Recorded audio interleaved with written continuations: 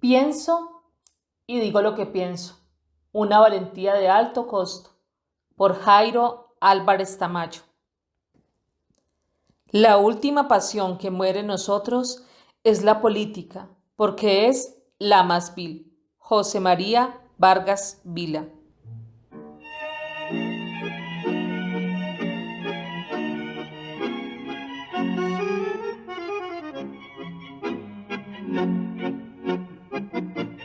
Cuando empezó el siglo XX, el género del tango estaba transitando de la adolescencia a la adultez.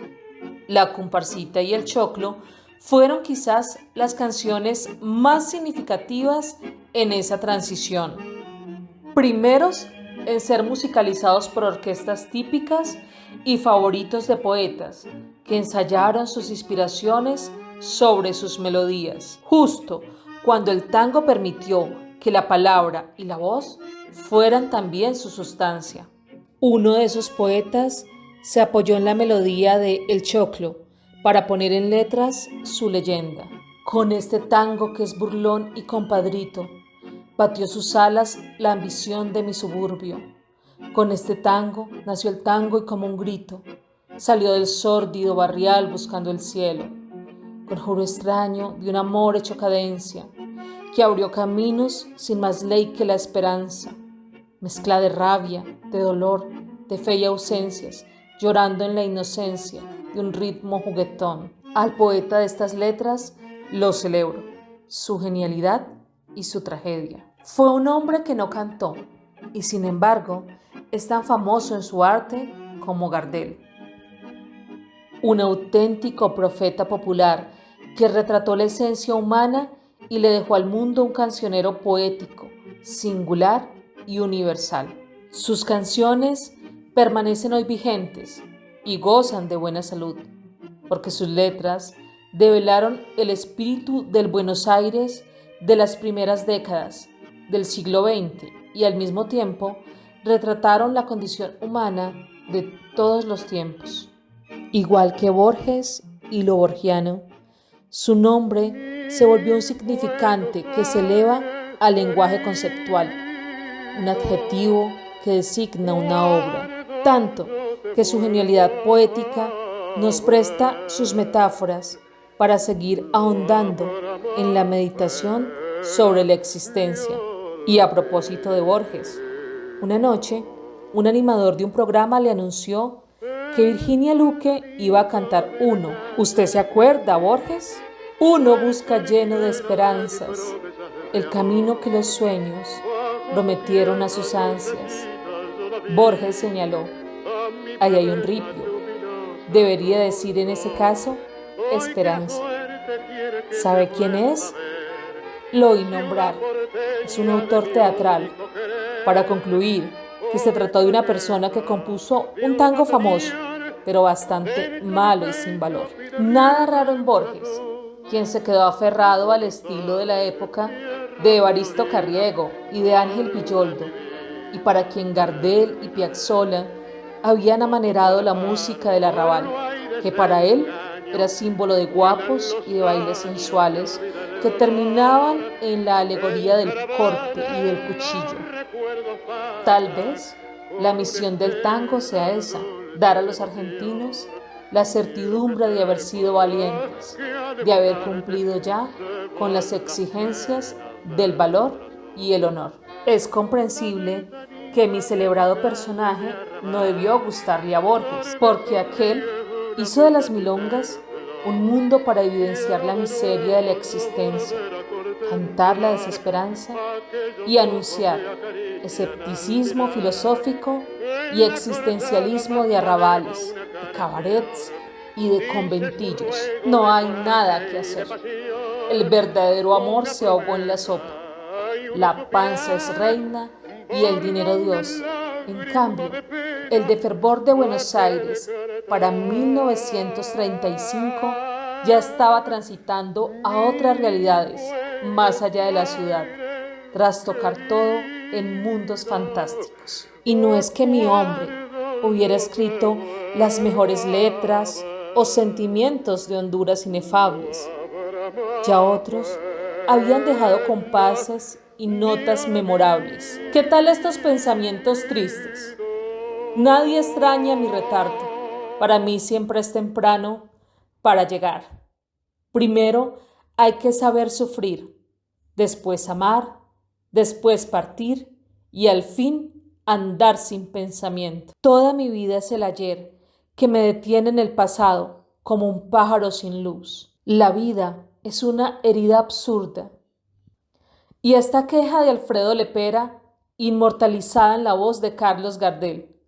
Si arrastré por este mundo la vergüenza de haber sido y el dolor de ya no ser. Letras e interpretaciones que crearon una identidad nacional argentina, un universo musical que encantó al mundo entero en las décadas de los 30 a los 60. Mi celebrado fue también protagonista de esa gesta y contemporáneo de las leyendas al uso, y sin embargo, lo suyo fue otra cosa, una vuelta de tuerca a una poética del lunfardo y de la desesperanza que dio a esa canción ciudadana trasfondo filosófico y político. Dejó una obra sistemática y vigente, con una significación por encima de los demás, que tributaron al río anchuroso de la canción porteña. Quizá porque aprovechó una música con atmósfera de tristeza y desarraigo para componer una filosofía existencial. ¡Qué bacaché!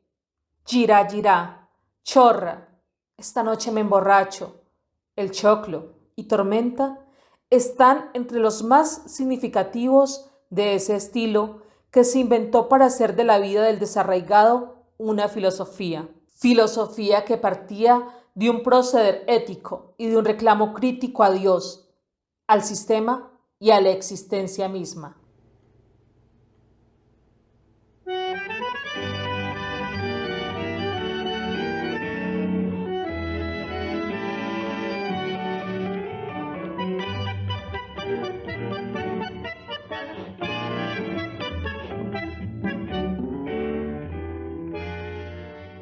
Dos.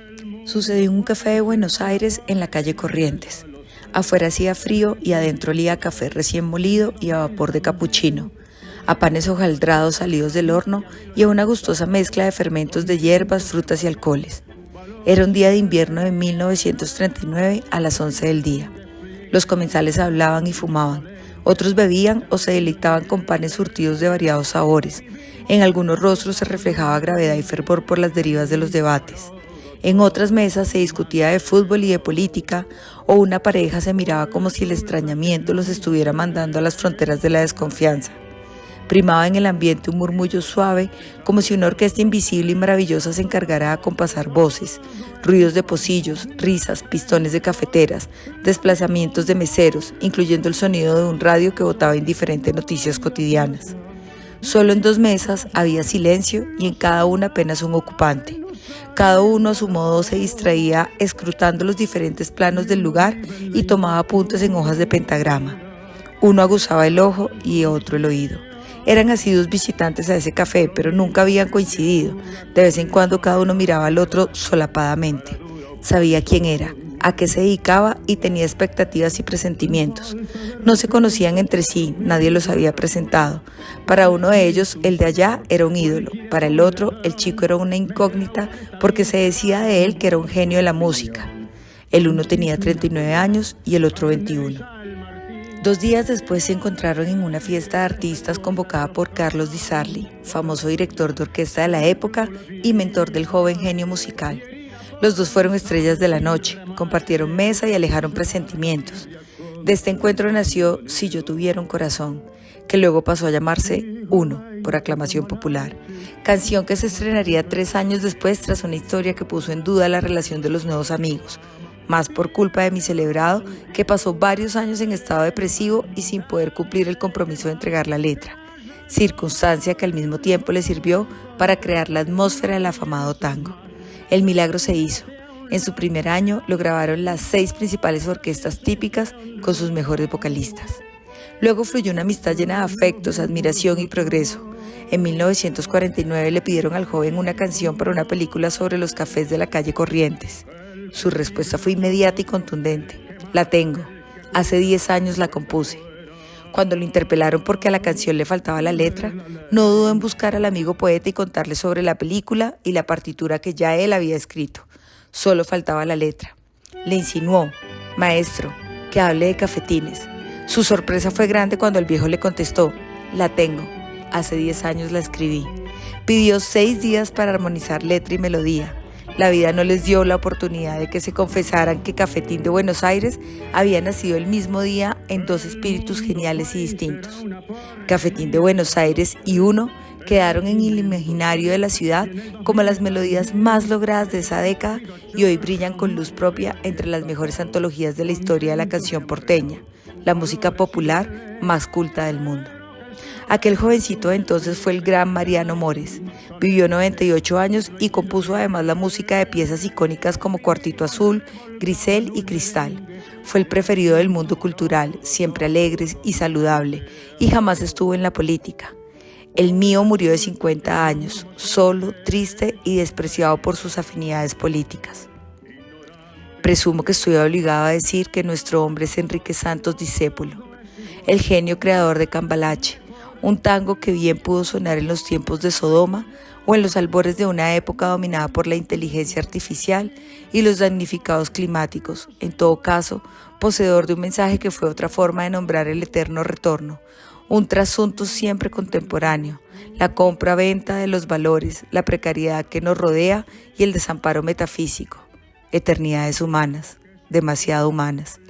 Un tango que no conquistó corazones, sino que logró una identidad universal sobre una sospecha, que la honradez la venden al contado y la moral le dan en moneditas, que aquí ni Dios rescata lo perdido. Mezclado con esta víspera, Don Bosco y la Miñón, Don Chicho y Napoleón, Carnera y San Martín, igual que en la vidriera irrespetuosa de los Cambalache, se ha mezclado la vida y herida por un sable sin remache. 3.